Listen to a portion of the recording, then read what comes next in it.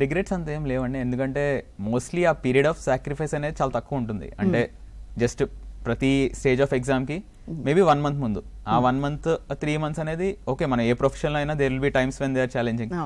So that is not a huge sacrifice. మిగతా టైంలో I always ensure that there is a balance.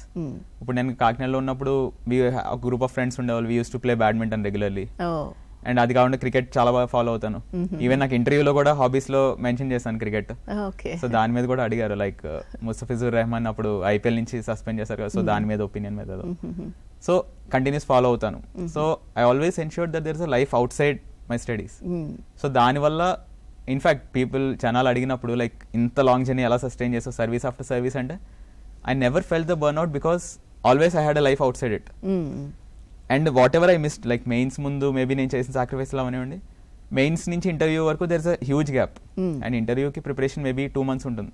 But rest of the టైమ్లో I could catch up again, miss అయిన ఫ్రెండ్స్తో హైదరాబాద్ వెళ్ళడం కానీ, బెంగళూరు వెళ్ళడం కానీ, ఆల్ ఎల్స్ ఎక్కడైనా ట్రిప్ వేయడం కానీ. So I ensure that I caught up with all those things. So దానివల్ల నాకు ఎప్పుడు కూడా అంత క్విట్ చేయాలని కానీ, so that's the reason I didn't burn out. ఇంత లాంగ్ జర్నీ అయినా సరే it never felt like burden, apart from some times it was a joy. Overall I could balance both of them. Okay. So always ensure, వచ్చే aspirants కూడా like always ensure that you have a life outside it. ఇందాక మనం మాట్లాడుకుంటే health విషయంలో కానీ, మీకున్న relations విషయంలో కానీ, ఇవన్నీ బ్యాలెన్స్ చేస్తే కూర్చొని చదువుతున్నప్పుడు మీ ఎఫిషియన్సీ చాలా ఎక్కువ ఉంటుంది. And over a long period, ఇలాంటి ఎగ్జామ్స్లో where you need a long period of study, ఆ సస్టైనబిలిటీ ఎన్ష్యూర్ చేయడం చాలా ఇంపార్టెంట్. అండ్ ఇవన్నీ హెల్ప్ చేస్తాయి దానికి.